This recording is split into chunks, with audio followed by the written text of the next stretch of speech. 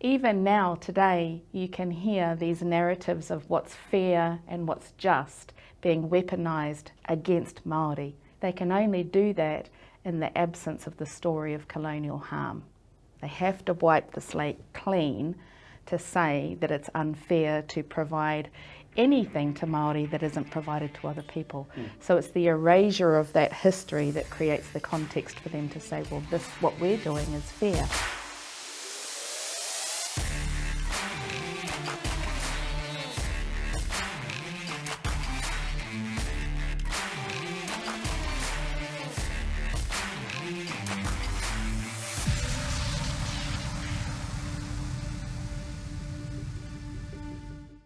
He uri no Ngāti Porou, he Māori, engari he wahine taikaha, whakapuaki whakaaro Māori.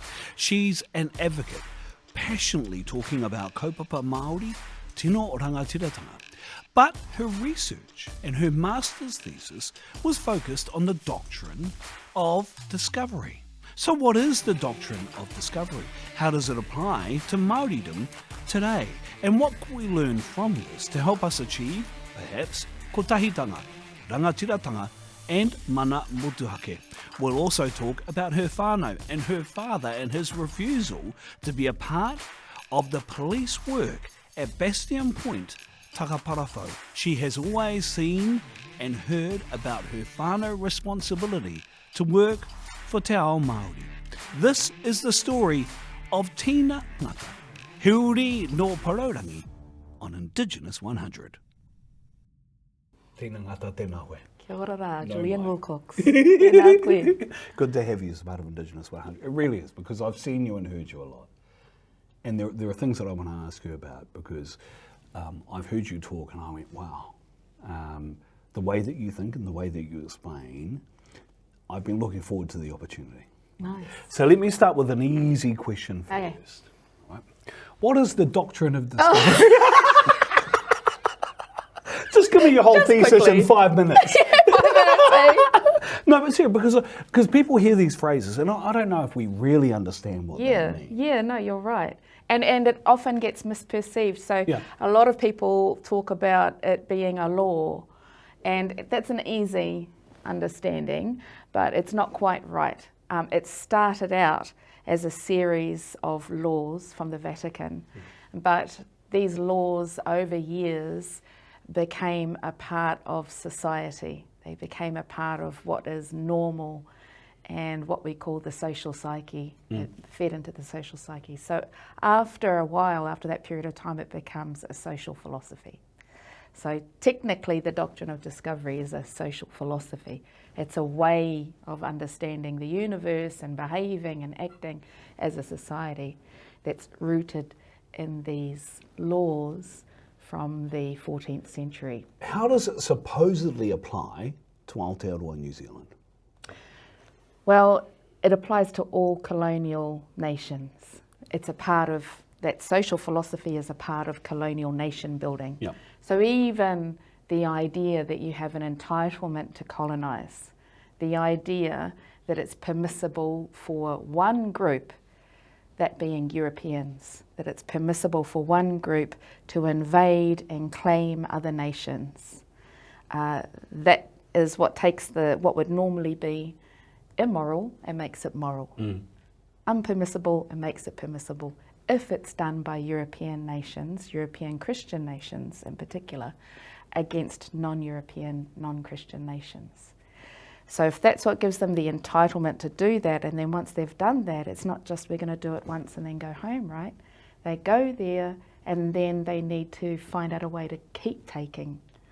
And so they've used the same entitlements of the doctrine of discovery to create governments that allow them to stay and continue to extract from those people, continue to maintain the privilege that was set up in the first place by that invasion. So the doctrine of discovery is what provided them with the impetus to do that, and then it became a part of the foundation of colonial nation building. So that also includes the creation of governments, and then became a part of the heart of their legislation and policy. So all of the features of the doctrine of discovery as a social philosophy, which is the devaluing of Indigenous lives, the priority of profit, removal of Indigenous sacredness. All of those things are, unsurprisingly, a part of colonial nation governments as well. So that's really where a lot of that stuff comes from. It's understanding, I guess, if you want to use the term whakapapa, which is a contentious term to use for something. In this context, absolutely. In this context. Yeah. But it's looking at the history and where it came from, that idea of entitlement. Why is it important that we know and understand this, particularly now? Yeah, especially now, because, when you have a look at the history of the world and the way in which things move and change, a lot of these things have happened because of narratives. It's all what constitutes being just, what's the right decision for us to make now as a people, where should we go as a people. It's all about narratives, right? And so even now, today, you can hear these narratives of what's fair and what's just being weaponised against Māori, being weaponised to justify shutting down Māori progression. They can only do that in the absence of the story of colonial harm. They have to wipe the slate clean to say that it's unfair to provide anything to Māori that isn't provided to other people. So it's the erasure of that history that creates the context for them to say, well, this, what we're doing is fair. What we want to do by extending rangatiratanga to all peoples, that's just what's fair. So they need to erase that history of the doctrine of discovery in order to platform that as being fair.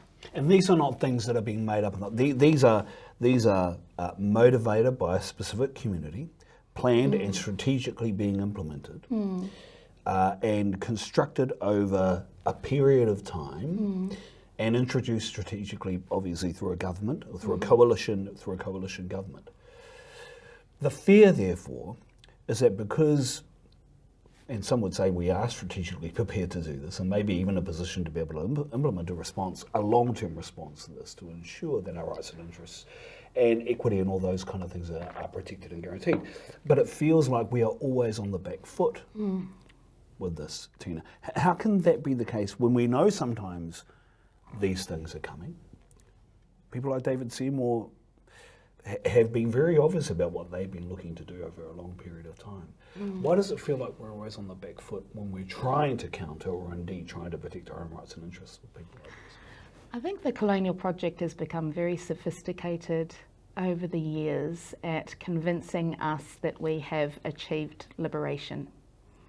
And it's potentially one of the greatest lies is that you live in a state of liberation whilst your political authority that was inherent in you through your whakapapa has been gone since, well, at least 1852 through the New Zealand Constitution Act, but arguably before that as well. So when political authority is off the table, but all of these other little things can be presented to you as forms of liberation. Even I would argue when people have some discussions around co-governance that some of that is a thin veneer, but that's not actually political authority on your land as you had prior to that. So I think there's been a lot of pivoting across time, and some of that, I don't say this in a way that's disrespectful to our tipuna or mātua who were at the table at the time, because for many people it's been incremental, right?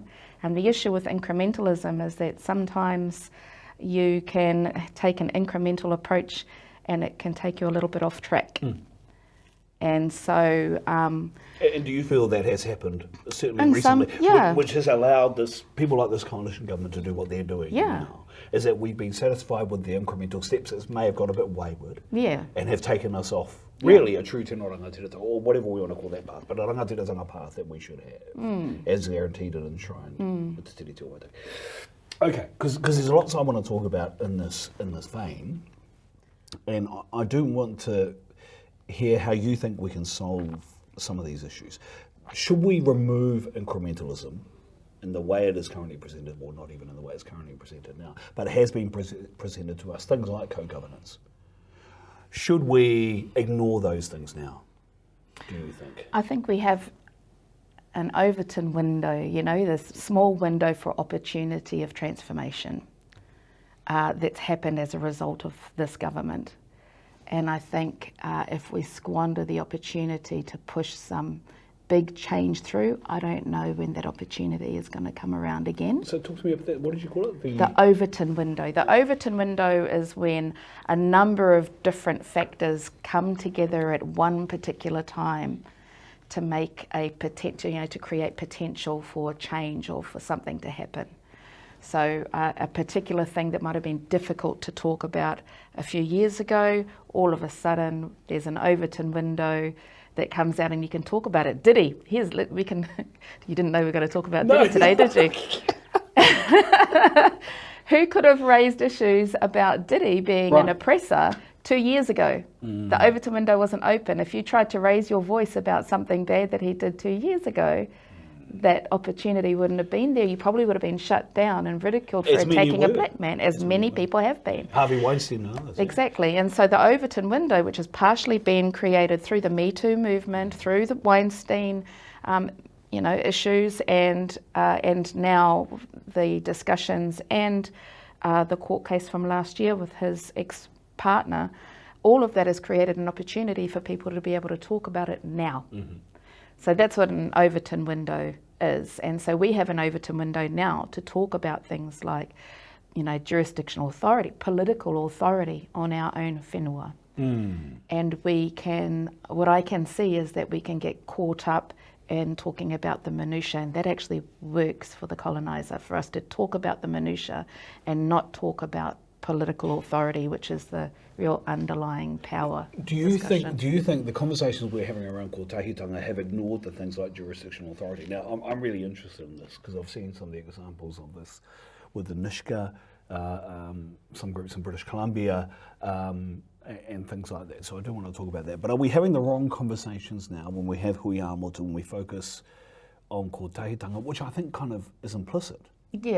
Yeah, it is implicit, and we do, there is a discussion to be had for us around how do we work together. Absolutely, that's needed, because of course, in order to, not just to achieve political authority, but to give effect and to carry out political authority in a way that doesn't replicate the harms of the oppressor that came before us, we need to get on the same page about a few things. But I don't know that we've done a good job about getting on that same page up to now. So why is that, do you think? I think a part of that is the other distractions, and the fact that we do get pulled into, streams of discussion.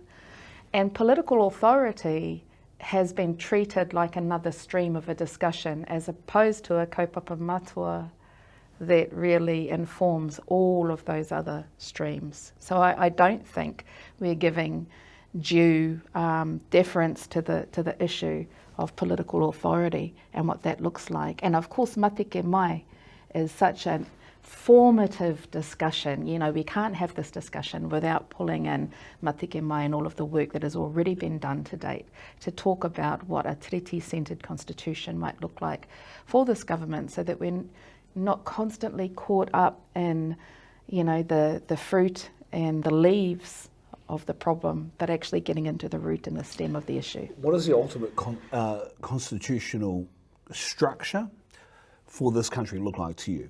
Because there'll be some who say we have a set of constitutional documents, including Te Tiriti o Waitangi, and a new one catch-all constitutional document or framework would actually limit the mana of Te Tiriti o Waitangi. And that may or may not be the case. But what is that constitutional? In reading matike mai, for you, what does that look like? What does that mean? Yeah, it's a really good question. I want to talk about why that's a really good question, because I also don't think we've been very good at articulating it to date. And I can imagine that for a number, particularly of our pakeke who have worked over generations to get proximity to power, we need to be clear about what we're asking them to give up and what's the alternative, right? I think matike mai is a start of a conversation, and it provides some models for what that might look like. I'm hesitant to get into the details because the whole point of matike mai is that this needs to come from the people. Yeah. And have the conversations. Conversations. And so for me, it's more not so much what does the end product look like, but what does the process to get to that end product look like? and 2040 is not far away. So we probably need to be starting that process now. And again, I think it comes back to this, we're in this window of opportunity right now where our people can see the importance of having these discussions around what a treaty-centred constitution might look like. How do we manage power in this country? And even, taking it right back to hapū being signatories of Te Tiriti o Waitangi. So if we really want to take this back to centre Te Tiriti o Waitangi, then what is the role of hapū? And what would that look like? And so those are discussions that I'll be really excited to see being supported right across the motu. See, when you talk like this, it makes complete sense to me, because we still have hapū conversations back home, right? Very much hapū conversations. And I think part of the reason why that is able to exist is because we don't have a post-settlement governance entity. Yeah. We've got a runanga, Yeah. right? But in our view, the runanga is there to support the hapū. That's right. It's a hapū-driven, hapū-led, the discussions are hapū-driven, hapū-facilitated, that kind of thing. Yes, hapū bring other hapū in together, you have collectives like Hokianga, but the runanga is there to support. Where you have a post-settlement governance entity, it seems to me, and this is just the experience that I've noticed over time, is that the post-settlement governance entity becomes the facilitator. And it doesn't allow for a hapū by hapū discussion, conversation, process, hapū develop mechanisms, because it's overseen by the post-settlement governance entity. In other words, are we tripping over ourselves because of a structure? Yeah. Okay. Which can then also lead to process paralysis as well, when you have those kinds of structures.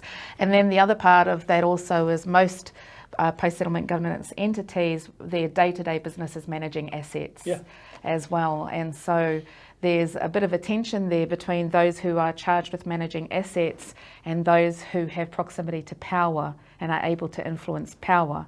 And often that winds up getting caught up in the PSGE space as well, the management of power. A part of the settlement process is that you establish these relationships with central government in Wellington. And so these people are able to have this political leverage and utilise those relationships and go forward. But under Te Tiriti, that's not necessarily where those relationships should sit.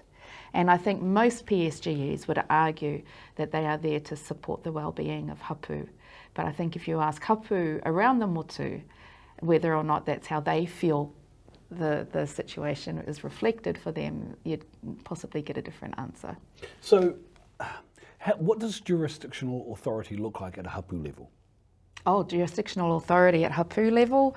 For us, it's having teeth, first of all, to be able to say, no, that yacht club can't extend its lease again on our whenua, and not have to argue your case, but actually have teeth, like have the absolute authority to be able to talk about what's happening on your whenua. And I'm really passionate about this in relation to our taiao, because it's at the hapū level that you get to see the moods of the taiao, the changes, the seasons, the everything. That's where you're most able to be responsive to what the taiao needs are.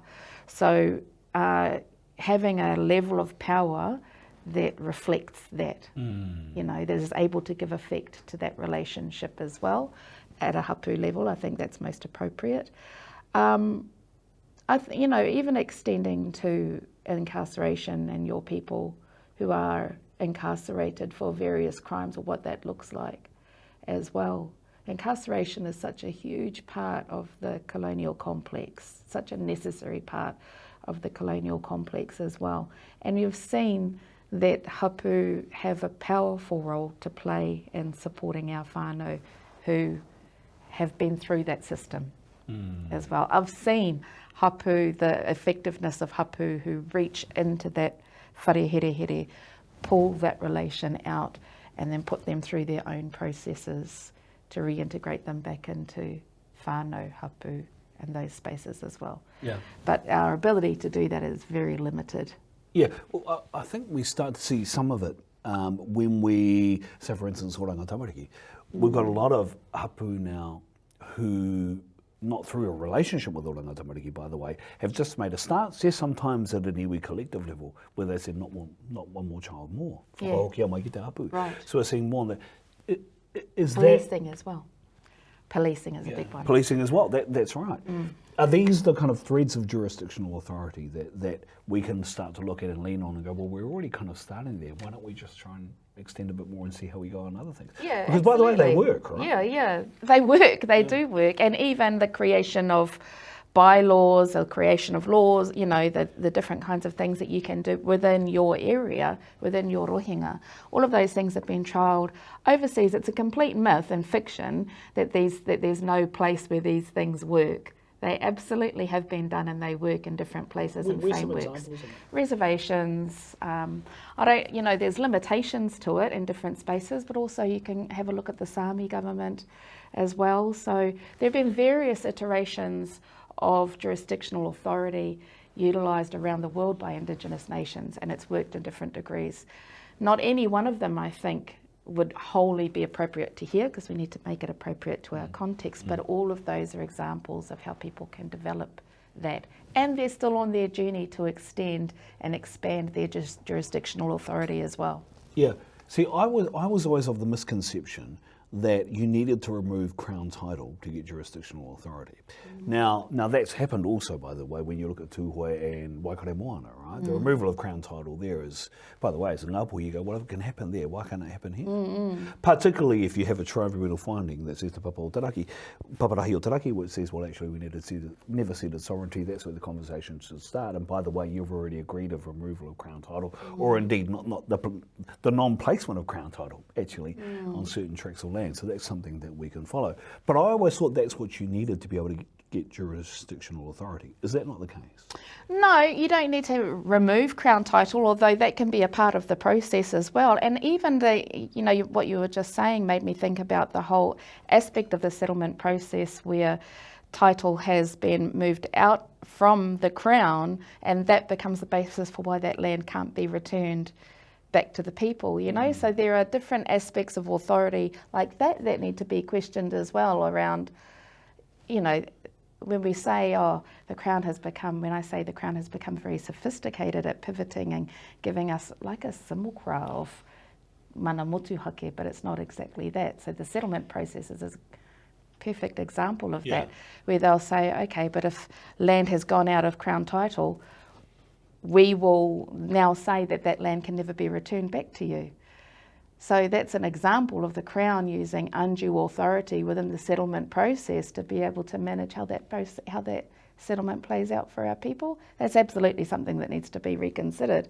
But yeah, that's just an example of how, you know, for me anyway, the way in which the Crown overreach into those systems, and then at the same time they're couching all of that within a language of redress and reconciliation and even sovereignty or mana motuhake as well. But you can see how, like, when the Crown controls the stage and then they let us perform these little things upon the stage, that we can get caught up in the playing and not see that actually the stage is ours as well. Yeah, so those are the kinds of things that I'm really interested in. So trying to remove the distractions and having a focused conversations on some of these things. I mentioned earlier an old fella that I hang out with, who I won't name, but it rhymes with te reata hakiha. Hakiha. You've just started a new nickname for him now, you know. Rao. But his formula is simple. Wai kai whenua. And in there is rangatiratanga. And how you implement that is a conversation that hapū are having at the moment. But wai kai whenua seems a good place to start, because if you can guarantee access, protection, kaitiakitanga, mana, that kind of thing, eventually, you know, you are in a rangatiratanga space. Now, the argument some might have is, say, for example, there's tracts of land where the council just doesn't give a damn. You end up undertaking that kaitiakitanga responsibility directly. You have access to that land, you grow on that land, you put housing on that land. You have to go through a consent process, but even the consent process is a discussion that you can talk about. But if those are your foundational principles, that equals rangatiratanga, then the next conversation seems to be easier to have. Now, I may live in a land of utopia because I just listen to what my uncle tells me, but is that a good way to kind of ensure that you don't get distracted by other things? Is that a better way to start the conversation when you have a rangatiratanga conversation and go, these are the three core concepts, bang, let's go? But again, if you don't have the political authority over those spaces, what's to stop somebody from coming along and drilling in the pathway of the migratory species before they even get to your moana, to your rohe moana? What's to stop somebody from, developing a whole range of different laws, mining laws or other kinds of laws that will disrupt your kai, your wai, your whenua as well, especially when we're living in the times of climate change, and you don't have policies or legislation that can protect you and your people from the impacts of climate change as well. Kai, wai and whenua becomes a very amorphous concept, where it can be subject to political will. Yep, and susceptible to quote-unquote economic development for the good of the nation. So how do you unpick the political jurisdiction stuff? What's the first thread you have to unpick? The narrative. It's the narrative. And this is your work, right? This is my your work. Life. Yeah, it has to come from the narrative because it seems so big, right? And for me, I think one of the dominant colonial fictions that gets in the way of us is the idea that colonialism and imperialism is too big to conquer, but empire has fallen multiple times throughout history. Every single time it's fallen, what's consistent across all of those cases is that it's fallen at the will of the people. And the will of the people is shaped by narratives. That's what shapes the hearts and the minds of the people. So you have to believe you can do it. You have to believe you should do it. You have to understand, who are you going to do it alongside? Like, who are going to be your mates? Why are you going to do it? So if you can get on the same page around the narratives, shape the minds and the hearts of the people, you absolutely have the grounds there for the fall of empire. And this is what we're talking about, right? It's an imperial complex, lots of different issues. So it starts with the narrative. People have to believe that they can do it in the first place and that it's possible.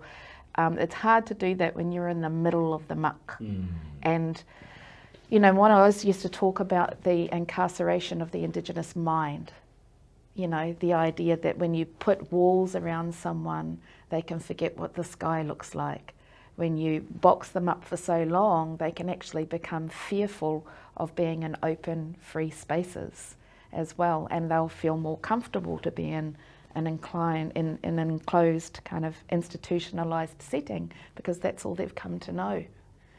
And so, I think it's really important for us to consistently remember to look up, to try to look beyond those colonial walls that tell you what's possible or what's not possible, what's a waste of time, just be happy with this thing that you've got in front of you, but actually our full political authority to determine our futures and the futures for our mokopuna. That's what's at stake here. That's literally what's at stake here. We're talking about existential crises that have not been present for previous generations, but are present now. The potential that our mokopuna may not have a future. So these are big questions. Are you finding that in the work that you're doing, that there's a greater audience, that it's actually easier to have these conversations now than previously, because of whatever the reason might be? Or is it getting harder? Because as you said, we're the Bob Marley line, number to ourselves can free our minds. Yeah, that's right. When people, as you said, have been so used to the captivity of the mind, that people become, as more political awareness grows around current issues that we're dealing with now, that it's actually harder to have the conversations now, or not? No, I think the world's having an anti-colonial moment right now. And that's off the back of many taken lives in Palestine. I think the world now is able to see there are institutions being questioned that would never have even been questioned 10 years ago. People are starting to see the coloniality within the United Nations. People are starting to see the coloniality within the ICJ, the International Court of Justice, where their very reason for being, which was to avoid a genocide. They're demonstrating they can't do that. Their very reason for being, which is to support peace on earth and also for continuity on earth. For 30 years in those institutions, they've failed to drop emissions, even though they know that that's an existential crisis. So I think the futility of some of these big institutions is really on display now, and people are starting to see that futility is tied into coloniality. So now more than ever, people are wanting to have some of those discussions, interested in having some of those discussions. I think a part of the trick also though is that people want to rush into doing something rather than really sitting with the problem and understanding the problem, especially when you're talking about issues like racism and colonialism. There's this real, I think, natural tendency for people to go, we already know about that. We've talked about that for ages. Like, let's just move to do something about it. And we like to feel practical, that we're just doing something about it. And I feel like we're leapfrogging, deeply understanding the nature of the issue and the scope of the issue. If you don't understand the scope of the issue, your coloniser will come along and tell you that you've reached the finish line. You've done enough. And so you need to understand the scope of the issue, really sit with it. Yeah, I think O'Reilly calls it Aotearoa. Aotearoa. Sit and think about it and contemplate. Yeah. Rather than rush to do, and he talks about it like the ko te reo te ngahere, right? Is that everyone wants to go in and be a conservation warrior. Yeah. And he goes, no, Aotearoa, which is to sit and think about it, but also take into account the language of the ngahere, because it'll tell you what it needs. Exactly, and this is what I mean, like when I say that's why this needs to sit with those people who are directly there with that ngahere, with that awa. The awa will tell you if you learn her language. It's like a nanny that you got to go see a few times and you start to know their little peculiarities. By the way, these aren't romantic notions that you're talking about, right? No, This stuff is real. This is real. Yeah. You need to know like that, because people will look at an awa and go, that awa's really sick, but not realise that what they're looking at is a completely natural part of the cycle of that awa. And so many, we can sit here for an hour and talk about all of the well-intentioned bad things done to taiao by people who thought that they had the answer, but actually weren't listening to what the taiao was telling them. And it's a complex language that's made up of, our te tangi o te manu and te rere o te wai and all of the different kind of things that together create a language to tell you what's going on. And so you need to sit and ātarongo ki a koe, me te taiao kei roto i a koe. Like listen to your inner taiao. What's your voice been saying to yourself this morning around what's possible and what's not possible? And so being present with yourself, your inner taiao, the outer taiao, all of those things I think are really important. How do you start these conversations with people? Because people, just like me, now are sitting here going, okay, what's the answer, Tina? Tell us. Yeah. So how do you start the conversations when you're in these wānanga and people are so hungry to want to know what to do next? How do you build the conversation? We start with sitting with the problem, and that's a shared problem. We have a shared problem at the moment, particularly us here in Aotearoa. We have a shared problem with our government. We need to sit with the nature of the problem, and that was really what set me on my journey of learning about the doctrine of discovery, was this one question of where do these people think they get the right? What was the straw that broke the camel's back there? Because it was about 2019 you graduated with that, right? Hang on. Yeah. 2019 you got your master's. Yep. But I started the journey in 2013. And I was going over to the United Nations. At that point, it was in relation to Helen Clark being promoted as the next Secretary General of the United Nations. Yep. But I, even then at that point, we had multiple environmental issues going on as well. And I had this little thing in my head like, well, why did this group of people behave this way? I don't want to believe it's innate, because that's racist. I don't want to say it's genetically innate in you to colonise and think you can take other people's lands, all of those things. So I went over to the UN in relation to the Helen Clark issue, but while I was there, they provided a report that had been commissioned the year before. So they'd spent a 2-week period the year before meeting and talking about the doctrine of discovery. And in this report, I remember sitting down at the UN and these words came out. It was that the doctrine of discovery is the driver of all Indigenous dispossession. And I sat back and I was like, wow. I'm Indigenous. Yeah. I should know about this thing. Why have I never heard about it? And so I was reading the report. I found it fascinating. And the people there, the Haudenosaunee people, who have been huge in carrying and developing the concept of the doctrine of discovery. And so they were like, well, the guy that came to talk to us all about it last year, he came from Aotearoa. You should go and talk to him. And I was like, okay. And they're like, his name was Mo. I went, Wana Jackson? I went, I might know of him. yeah. So I went back to the hotel and was like, what is this thing? And he was, come back home and we'll sit and talk about it. And that was what set me off, because I just wanted to understand, where did you think you got the entitlement to do this? Because you could just, I was sitting there, and this is my first UN hui, and I sat there, and everybody only has 3 minutes to talk about whatever atrocity, colonial atrocity, is playing out on their land. So you've got people from Uganda, from Cambodia, from all these other places around the world, 3-minute slots, and you're there from 8 a.m. to 6 p.m, filled with 3-minute slots of colonial atrocities. So you can't sit there amongst all of that and not come out affected in not some be way. affected. So I was affected in the way that I was like, where do they think they can get off doing this? And so that was, for me, the doctrine really helped me to understand what put that psyche in place. Yeah, and then I think if you can start to talk about that psyche, and this is feedback I often get about the doctrine of discovery kōrero, is that people are like, you're not telling us anything new. You always knew that this oppression happened, but you're pointing a finger at it and you're naming it. You're kind of popping the hood on colonisation and going, here's that engine part, here's that engine part. And once you do that, you can start to think about how you might dismantle it, right? And I do believe the first step in dismantling it is the narrative. The issue is... Tell me the Gee, issue. now my mind's buzzing now. Because, and the way you describe it, I think is a really good way of doing it, because when you pop the lid, literally everything is up for discussion. Everything. Are we ready to have those kind of conversations, do you think?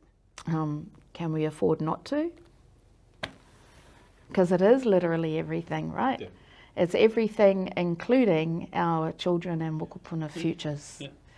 And what was set in train in terms of this kind of entitlement, not just over us, and you need to, within the doctrine of discovery, there's this aspect of it which talks about how we weren't just oppressed because we were different. We were oppressed because we were seen as beings of nature, and nature was there to be dominated by man under the doctrine of Christian discovery. So because we are nature beings, that's a big part of why we were getting oppressed and within nature. But if we look at how that then became a part of the building blocks of colonial nations, and also became the shared language when we started to talk about how we're going to get together as colonial nations, which is the UN, and all of these different transnational institutions that deal with transnational issues like climate change, ocean pollution, debt, all of these different big issues, pandemics. And that coloniality, that sense of entitlement, is a part of that shared language, right? So you can start to see how this doctrine of discovery mentality is a big barrier to solving those issues. When your values, at the heart of your project is the priority of profit, the right to extract, all of those things are your core values, then how are you going to come up with solutions that need you to stop extracting, that need you to deprioritise profit, that need you to value all human life? That's counter-theoretical to the entire structure that was built. Absolutely. So that's my question, is how can we, and that's a part of the issue when I say that the colonial fiction, that it's too big, it's been a big barrier, because that's what we've heard time and time again over the last 30 years. Yeah, so right? I've heard of someone talking about things like tax as a mechanism, right, of gaining rangatiratanga. Well, tax is a colonial construct. Right? Yeah, that's right. and no matter who you're taxing, whether it be your own or whether it be non-Māori, right? Or in this case, it might be non-Indigenous, because I've seen this system used in other Indigenous communities, particularly when it comes to oil, actually, which is really interesting. Right? So I can therefore understand a little bit as to why you might use a colonial construct, given you've got a pipeline running through your territory. But nevertheless, they've used the colonial construct to then say, well, actually, we're not taxing ourselves, we're taxing someone else. We're using the system against the system. The problem being, of course, is given it's a colonial construct, you pay by a certain bunch of rules which dictate how you actually undertake that process, right? As opposed to come up with your own form of, it's not even commodification or commercialisation, it's just the way in which you live. But there are those who will argue, but that's still a good way of doing it, because it's using the system against those who started the system in the first place. Yep. Yeah, and we've all made these little adjustments along the way. Yeah. Sometimes it's a kōrero haere, sometimes it's just living in the reality of where you are right now. But if you're not having the discussion around where you want to be and what real justice looks like, that's when the kōrero haere happens, right? So that again is why the narrative is so important, because you need to keep that conversation alive. You need to keep, that vision of what the open sky looks alive and vivid for your people. And when you stop having that conversation, then the sophistication of the colonial machine can kick in around you and give you a false finish line or a false direction or a false idea of what liberation looks like as well. Yeah, and we've also seen the growth of Māori bureaucracies. And again, a bureaucracy is a colonial construct.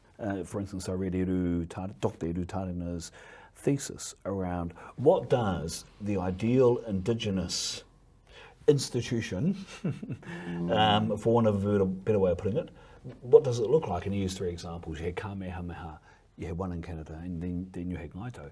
The ultimate observation he came up with was, well, none of them really. None of them look ideal because of certain things, the involvement of Pākehā or not. The principles and foundations that underpin each institution should be, mātāpono Māori or mātāpono kanaka Māori or whatever it might be. But then you look at other institutions and you go, okay, well, that one kind of works and that one kind of works and that kind of thing. What ends though, right? Exactly. And that's the same thing with the tax. It's, we can't operate on the assumption that tax is innately there to help the people. That's the assumption, that it's a flawed assumption. And so there might be some usefulness for it in some circumstances or for a short-term, strategy or whatnot. But you got to ask the question, to what ends? Like, why do we want to do this? Why do we want to incorporate a tax for this?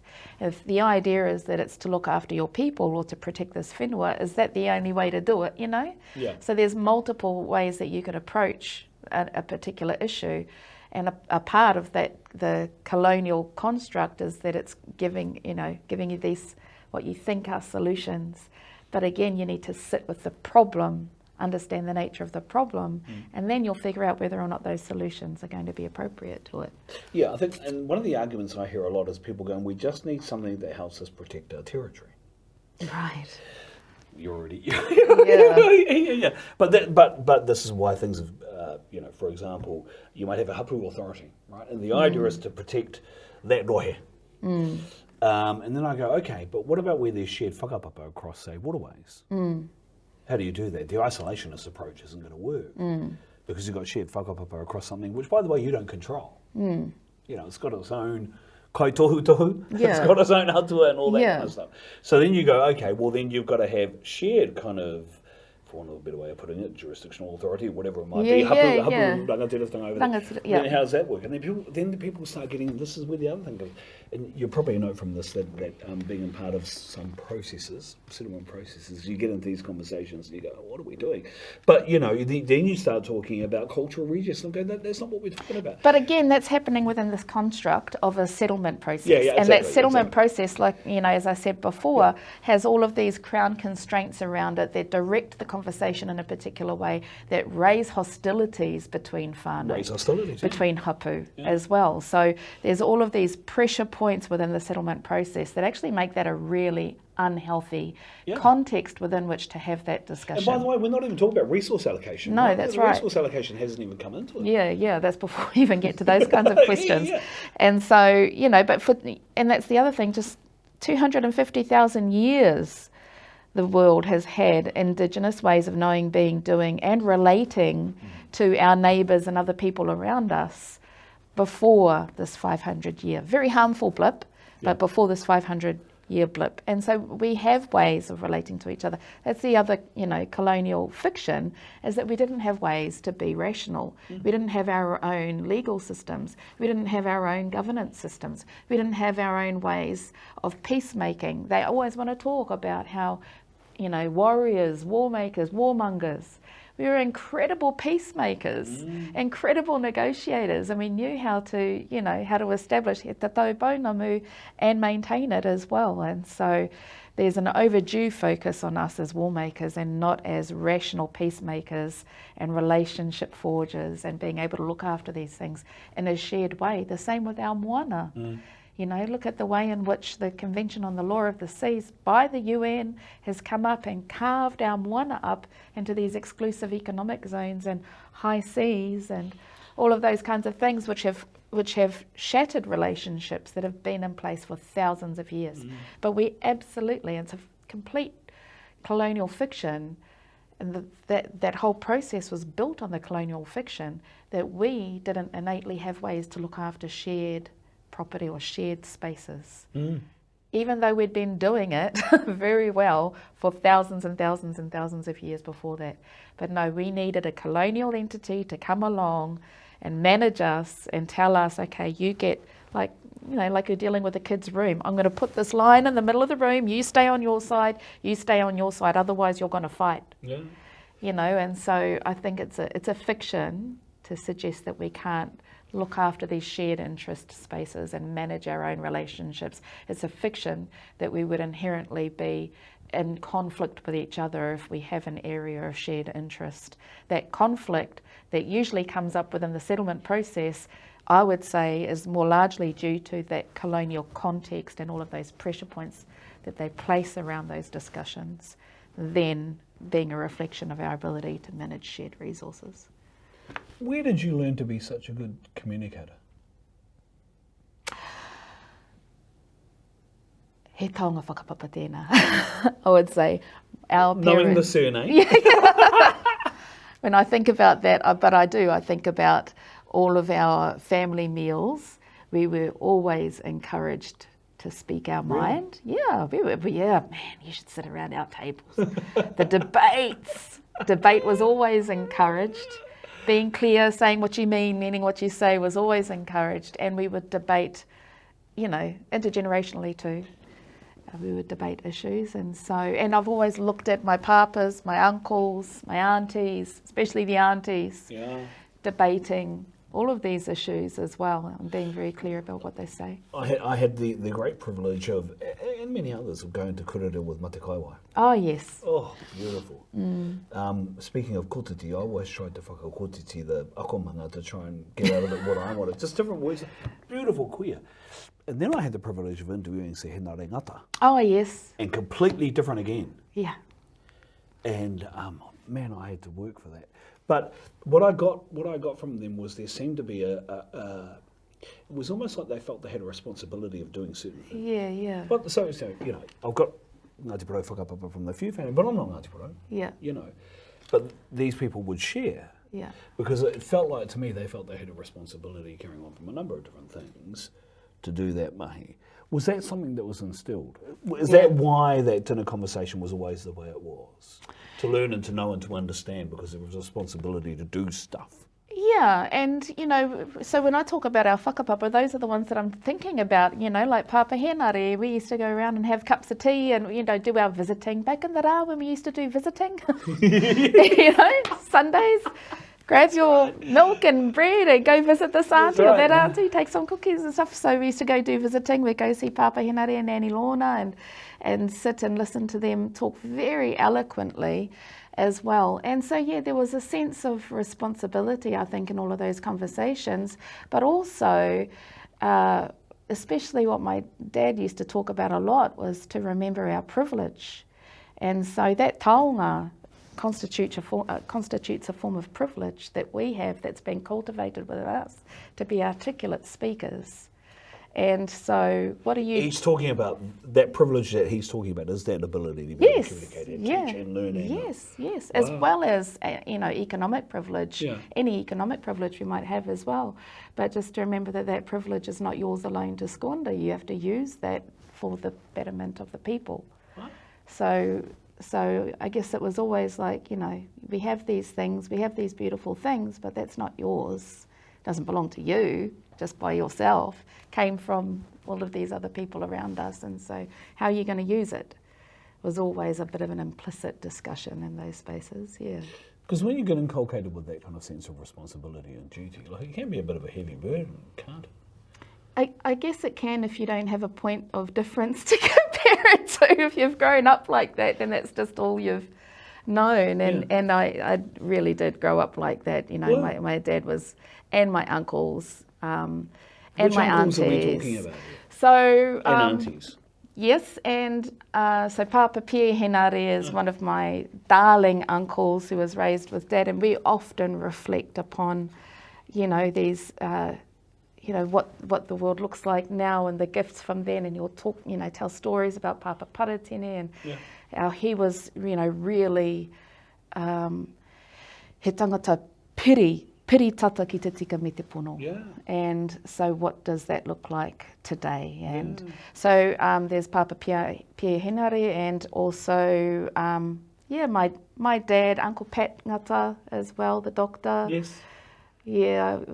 Long late night discussions with him about the nature of issues for our people and what some of the solutions could be. I never ever felt like patronised by them. There was always a really good space to have conversations in.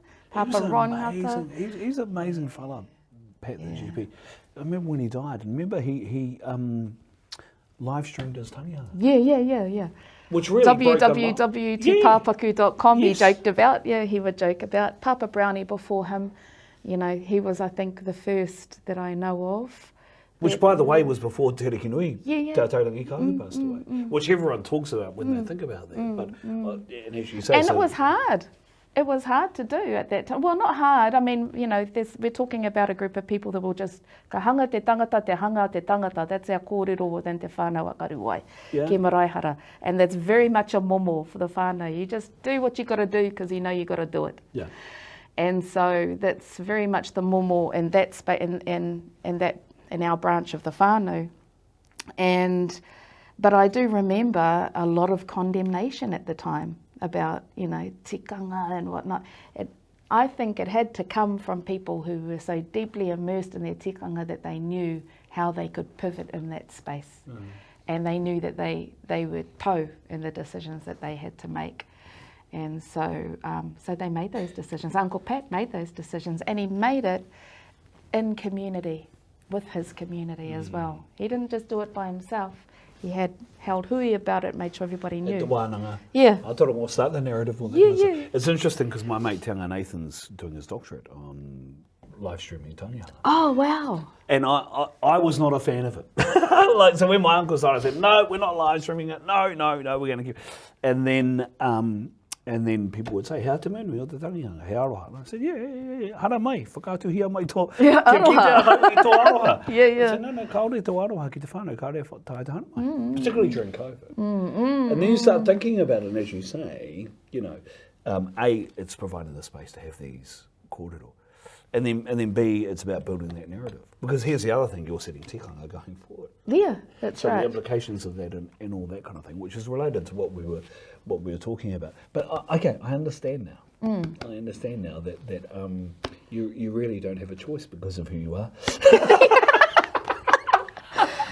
I didn't have a point of difference, Like I come from a man who also, my dad was a cop with a kōrero in the 70s and 80s, hugely, social upheaval, a time of, great social upheaval. And so over that time, Dad was getting these really uncomfortable orders to go to Takaparawhau. No, I'm not going to go to Takaparawhau. And then so he was a policeman at the time? he was a policeman at the Was time that of when you fellas were Takaparawhau. In Māngere, yeah. Oh, yeah. And Ōtara, and also during the time of the Dawn Raids as well. And he was refusing to carry out these orders. Wow. And there were so many Māori and Pacifica police being put in those positions to do that, who didn't want to do it and didn't agree with it. But did it anyway. So some of them did it anyway, because if they didn't, they were going to lose their jobs, and others didn't, refused to. And so Dad wound up going to bat for them, for the ones who didn't want to and didn't think they should be doing that, and he left the police force because of that. And when he left the police force, he also outed the government, because the government tried to suppress it. The Muldoon government of the time tried to suppress it and say that these people were acting, these police were acting on their own, that it wasn't a central government policy to go out and check people's passports, to lock people inside pubs. You know, and I had images of what Dad was telling me about, that they would walk inside the pub and lock the door behind them so people couldn't get out, and then sweep through the pub collecting them. And so he didn't want to be a part of that, and he stood on business and left, and then outed the government to the media for it, and there were consequences for that for us as well, but he stood on business. And so when that's your dad, you're going to be have a particular view on how important it is to stick to what you believe is right as well, and to articulate it. Because after Māngere, you fellas went to Australia, right? Yeah, we did. Why? A part of it is tied into that story. So it became really difficult for us in lots of different ways. There were threats at the time against us as a whānau, not just from within the police, as well as other spaces as well. Wow. So, so that all of those things, a number of different things, were a part of the general move over to Australia at that time, hoping for better things for us. But their whole experience throughout the 70s and early 80s was a major driving force for us to also move. And I thought at the time that this was just stranger danger, but we were raised literally saying, don't pick up the phone if you don't, or don't pick up the phone, or if you must pick up the phone, don't tell anybody who lives here. And we had all of these protections around us that I didn't realise was related to some of those incidents as well. What you said, don't tell anyone who lives here. Why is that? Because it didn't feel safe. Wow. It wasn't safe, and that was so. Dad was really keen to protect us. How many in the whānau? 5 kids. Wow. Yeah, 5 Your kids. number? I'm the pōtiki, of course. As a fellow Pōtiki tēnā koe. Kia ora. It even makes more sense. There you go, it's all coming together. Yeah. But we grew up really hyper vigilant around our safety. And again, I don't have a point of comparison. I just think this is normal. And I, in my head, thought it was stranger danger. It wasn't until I grew up that Dad started to open up and tell me some of the stories around what was happening before we left. And my uncles also started to reiterate to me, this was what was going on and why it was so important to keep you all safe. Wow. So my dad worked in the prisons. Wow. The most unsafe it got was when the inmates used to come around the house and Mum would invite them in and they'd do a bit of gardening and have a cup of tea. And I didn't even know they were prisoners, inmates. Yeah. Well, they were all related to the old man. As well. That was the other thing. We used to walk along the yard and I'd hear, Uncle, and Dad would look around and go, shut up, our done mihaka. And But Māori in those justice services, man, it must have been hard. Hard. At that time, for sure. But you and I take it for granted because you see it as Dad's job. Yeah. So what did you do when you went to? What did your father do when you went to Aussie? Because that must have been interesting. You would have been young. Yeah. And we moved every couple of years. We moved spaces every couple of Really? years, so we moved around a lot at that time. To stay safe. Yeah. Well, I don't know if it was always to stay safe, but we moved every couple of years, and Dad did multiple jobs, including at one point ginger picking. And ginger picking, I have to say, is one of the most incredible jobs that I've seen. So he worked he worked in various spaces, managing hotels, managing restaurants, got into catering as well, and wound up working for the airlines. But before that, there were a range of different things that happened. And so the ginger picking is, you're talking about in the Queensland sun. Oh, yeah. Very hot, and you're in the dust and the dirt, picking the roots out of the soil. So I remember he would come home and I would get the aloe and put the aloe on his back, and his skin would just slide off his back. And you get paid by weight, right? So he had to pick enough ginger to put food on the table for 5 kids and his darling. And I always think of his story as an incredible love story, because he did do all of this for his darling, his mum for our mum that he loves so much. And so, so that was the level of commitment and hard work ethic as well. That's the other thing that I would say that comes through really strong in our whānau, was just ka hanga te tangata, te hanga te tangata. You got to do what you got to do. And to provide for the whānau, he did a lot of different things. In the end, he wound up settling, working in the airlines. And that also enabled us to be able to come home regularly. But again, a lot of privilege in this story, right? Yeah. So we were able to come home and connect with the whānau, go back to the coast, and then go back again to Australia again. But as soon, this was in the 80s, Australia in the 80s. So pre-Mabo. Okay. So that had a very particular experience for us, as extreme racism that we experienced over there. So the whole arguments around Te Reo and all this kind of stuff, you were aware of at the time? Oh, yeah. No, I was aware of that. School? No, I learned that through other First Nations Aboriginal people that I met over there as well. Still today, they don't teach it well over there. You're more likely to learn about us than about the First Nations over there. Colonialism is always worse in the site where it's at, right? So, and I think I remember Moana Maniapoto says it really well. The most difficult place to be Māori is in Aotearoa. You go overseas, everybody loves you. Us, and the same here. We talk about our First Nations over so-called Canada, so-called United States. Everybody loves them. But you go over there and everybody wants to talk about them being alcoholics, being greedy, all the same things they say about us over here, they say about them over there. So, colonialism in Australia, of course, is most violent and brutal and horrible towards the people of those lands. And a part of that is because it's economically driven. Do people seek your advice from overseas? From other Indigenous people. So say, for example, the yes vote. Do people seek counsel from you on that? I was in conversations with different groups around how to respond to it. Yeah, that's for sure.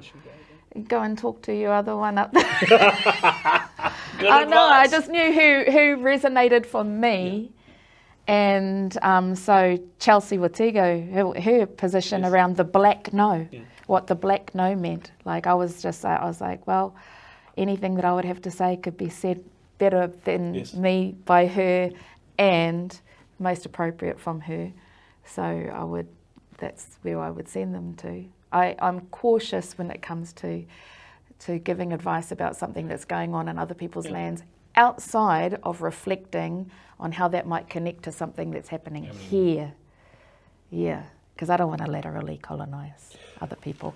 So, but there are things like, for instance, when NAFTA was being reviewed over in so-called United States, I was in discussions with the Yellowstone Institute and some of the First Nations, the Indigenous Embassy in Tonatiera and Arizona as well, around the clauses, what we call the hapū clauses that are in free trade agreements, and how we've responded to that here, particularly within the TPPA and some of the work by Jane Kelsey.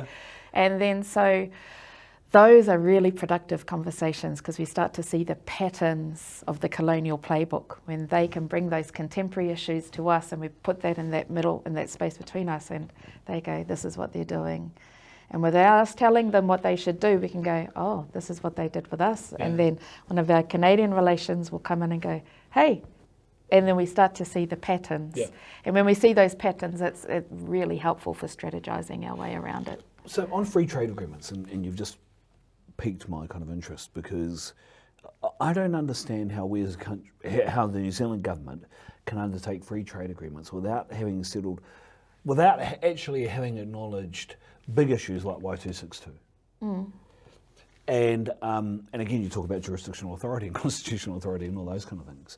But I find it hard to believe that these kind of arrangements and discussions can be had when this has been sitting here for a number of years now, by the way. And we haven't got to a point at which the Crown has acknowledged or indeed understood where we are with this and what its response will be to that, and then how we move forward with it. And the reason why I raise it is just because I know free trade agreements are being done now, and yet we're still sitting here waiting for acknowledgement of this. And it hasn't happened. And the only reason I ask is just because I think, is that ever going to happen? I just feel like people ignore it and go, no, we're not going to, it's not our problem. Yeah, that's not until we get to constitutional transformation. That's what we're going to continue to experience. Is the behemoth will keep on going on because it's treating you as a accessory to everything, not really sitting at the heart, not even true partnership, Not that I'm advocating for the principle of partnership, but even if you were to look at what true partnership looks like, that's nowhere near being honoured in that process. And that's because they see it as an accessory, because they believe that the rights of the empire are superior. Again, we come back to this doctrine of discovery, hierarchy of being based on an idea of superior rights to define the time frame, superior rights to define the context, to define what's important, the priorities as well, that come out of an idea of a superior intellect, superior rationality, superior ways of being. All of that sits into this idea that the Crown has a superior right over and above who they call a partner to continue to do what they're doing. These are the conversations I like talking about with people, because lots of people are having these conversations now. It feels like more people are having these conversations than ever. There are. And I think that's a good thing. Yeah. But the last thing I just wanted to ask was, do you feel a sense of optimism? You must. You have to, right? Otherwise, what's the alternative? You have to hold on to optimism. You have to hold on to hope. So for me, I keep thinking about, the fact that, first of all, empire has fallen multiple times. I think about the fact that we have existed thousands of years, and that relative to our ways of knowing, being, doing, relating, all of those things, this is a short period of time. I try to resist these colonial fictions that tell you that it's too big to undertake, to tell you that you don't have what it takes. All of those things I have started to identify as colonial voices and colonial fictions. So it's my job to resist that, to shut them down, quiet them, and believe. If you can't believe inherently in yourself and your people, who will do that, right? And so it's in that, the necessary inherent belief in yourself and your people, and how beautiful the things are that you can come up with, then that's where I find my optimism. Yeah. Tina Ngata, it's been a privilege. Tēnā koe. Ōku te whiwhi, tēnā koe.